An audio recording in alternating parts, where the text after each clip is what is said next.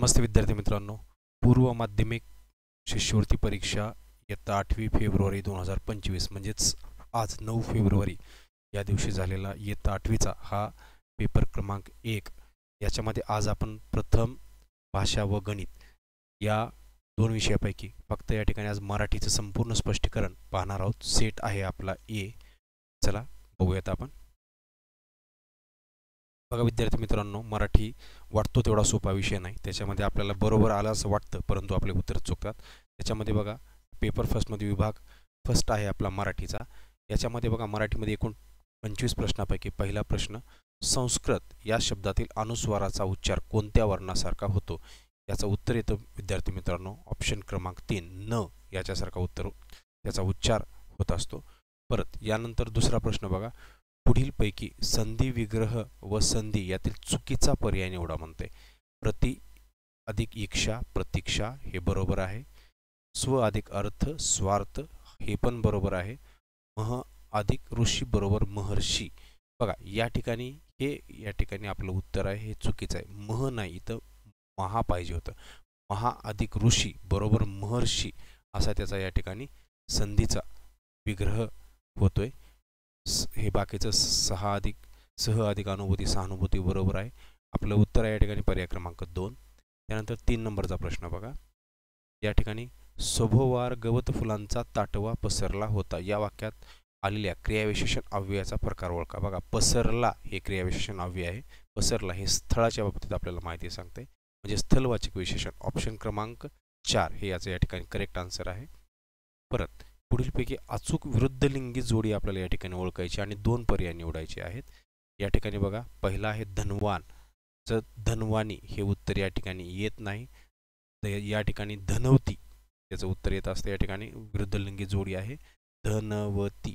या ठिकाणी नीच्या ऐवजी या ठिकाणी ती पाहिजे होतं, तर आपलं उत्तर या ठिकाणी तर हे जोडी बरोबर राहिली असती. म्हणजेच या ठिकाणी हे एक आपलं उत्तर आहे धनवान. परत आणखी बघा मालकचं मालकीन, हे पण या ठिकाणी चुकीचं आहे. एक मिनिट, मालक आणि मालकीन म्हणजे आपल्याला अचूक विचारलंय, अचूक हे चूक आहे, म्हणजे हे उत्तर आपलं येणार नाही. ओके, मालक मालकीन हे पण चूक आहे. शक्तिमान आणि शक्तिमती बरोबर आहे. आणि तनय आणि तनिया हे पण बरोबर आहे. म्हणजे याचं उत्तर येईल आपलं मित्रांनो पर्याय क्रमांक 3 आणि पर्याय क्रमांक 4 हे या ठिकाणी आपले 2 उत्तर असणार आहेत अचूक. त्याच्यानंतर बघा 5वा प्रश्न, पुढीलपैकी निश्चितपणे एकवचनी नाम कोणते? 2 अचूक पर्याय निवडा. एकवचनी बघा या ठिकाणी धागे वांगे हे अनेकवचनी आहेत. गाडगे हे एकवचन आहे, कारण गाडगेचं गाडगी, खळगेचं खळगी होतं. इकारांतचं या ठिकाणी बघा हे जे आहे एकारांत आहे त्याचं इकारांत अनेकवचन होत असतं. हे सगळे गाडगे आणि खळगे हे एकवचनी शब्द आहेत. 6 नंबरचा प्रश्न बघा. या ठिकाणी जादूगाराने लोकांना जादूचे प्रयोग दाखवले या वाक्यातील अधोरेखित शब्दाचा कार्यकर्ता विचारलाय. प्रयोग याचा कार्यकर्ता येतो मित्रांनो ऑप्शन नंबर 4 करता हा त्याचा कार्यकर्ता या ठिकाणी येतोय. बघा दिलेल्या वाक्यात एकूण किती विरामचिन्हे येतील? याच्यामध्ये बघा याचं उत्तर आहे विद्यार्थी मित्रांनो एकूण 6 विरामचिन्हे येतील. या ठिकाणी बघा हे पहिलं विरामचिन्ह आहे. इथं हे या ठिकाणी डबल इन्व्हर्टेड कॉमामध्ये दुहेरी अवतरण चिन्हामध्ये 1 2 हे विठ्ठला इथं 3 येईल. भाषा इथे 1 येईल बरोबर आहे.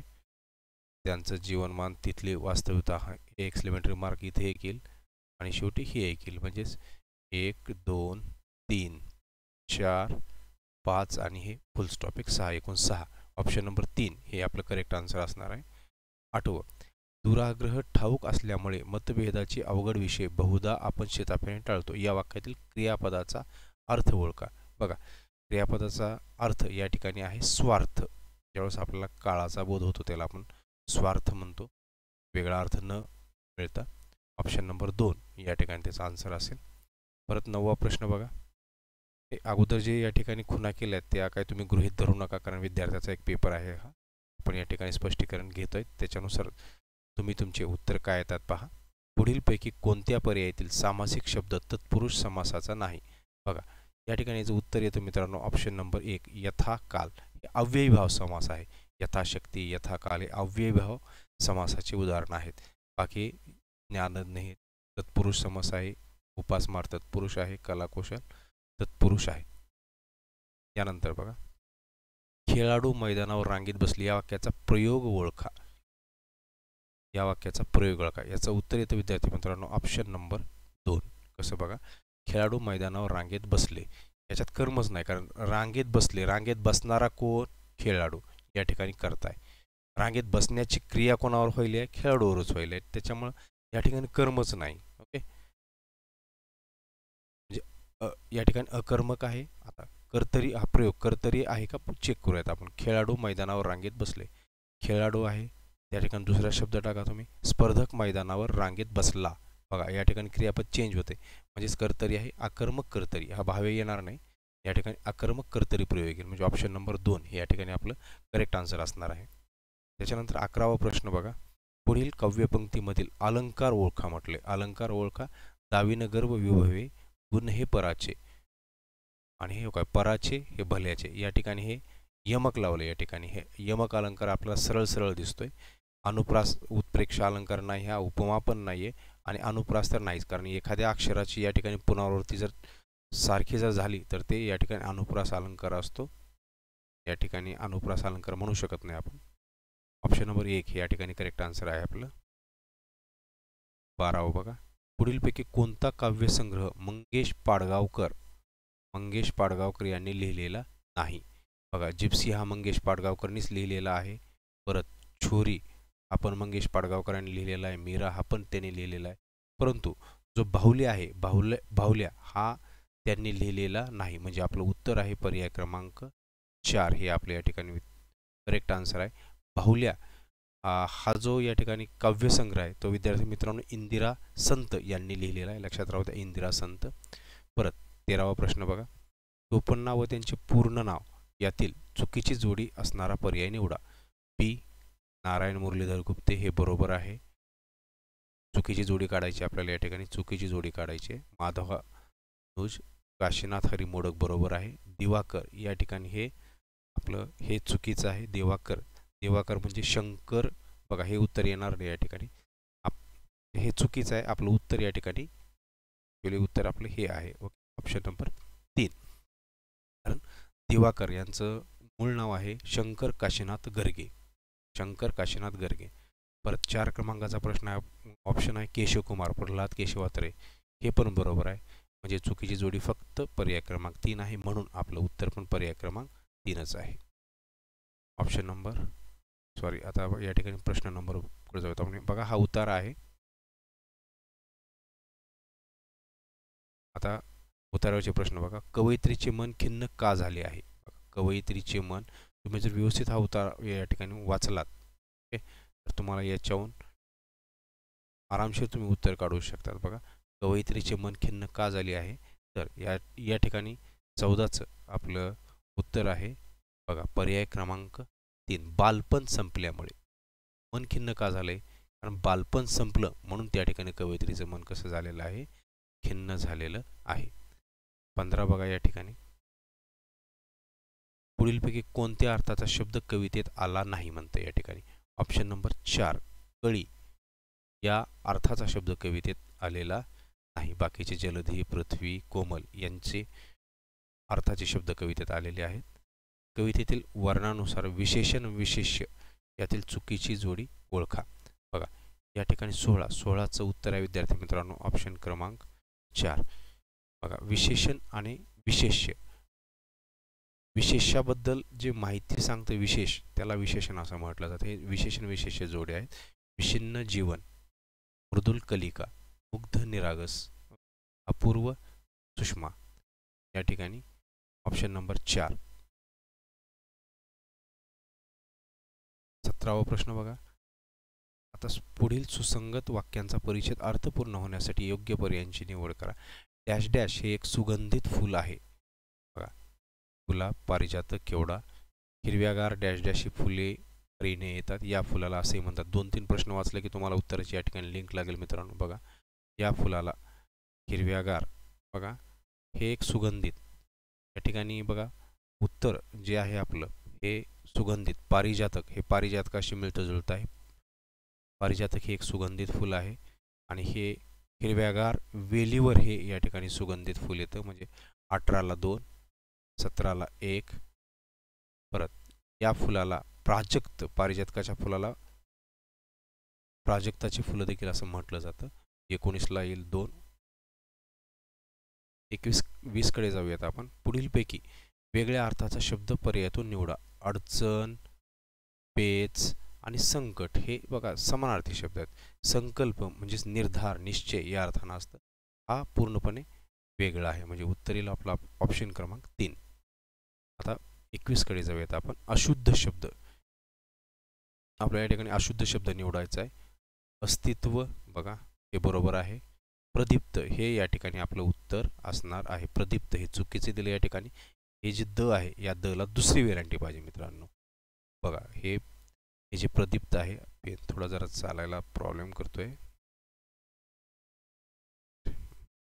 हे जे द आहे याला हे दुसरी वेलांटी आहे. दुसरी वेलांटी या ठिकाणी पहिली वेलांटी आहे.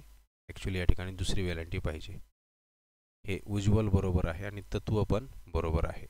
म्हणजेच ऑप्शन क्रमांक 2 हे आपल्या या ठिकाणी करेक्ट आन्सर आहे. 100% करेक्ट आहे. अन्यायी माणूस. अन्यायी माणूस या अर्थाचा योग्य अलंकारिक शब्द ओळखा. अन्यायी माणूस म्हणजे विद्यार्थी मित्रांनो घाशीराम कोतवाल. ओके, हा अलंकारिक शब्दच आहे. अन्यायी म्हणजे घाशीराम कोतवाल त्याचा अर्थच तो आहे. आणि घाशीराम कोतवाल हे विद्यार्थी मित्रांनो एक नाटक देखील आहे. जे 1972 साली विजय तेंडुलकर यांनी हे लिहिलेलं आहे आणि त्यांच्याहून घाशीराम कोतवालहूनच त्यांना खूप मोठी प्रसिद्धी मिळाली.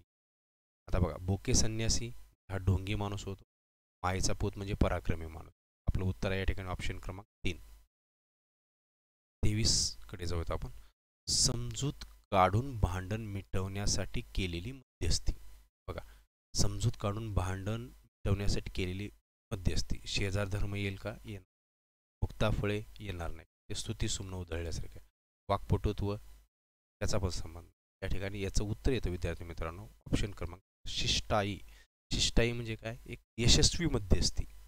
राजकारणात देखील बघतो आपण जी यशस्वी मध्यस्थी केलेली असते समजूत भांडण मिटवण्याची त्याला शिष्टाई म्हटलं जातं. 24 पर्याय या ठिकाणी प्रश्न क्रमांक 24 बघा. पुढीलपैकी कोणत्या म्हणीचा अर्थ चुकीचा आहे? बघा नालासाठी घोडा मेला. दुसरा बघा दुष्काळात 13वा म्हणा. आधीच्या अडचणीत अधिक वृद्धी होणे. या ठिकाणी ही मन बरोबर आहे.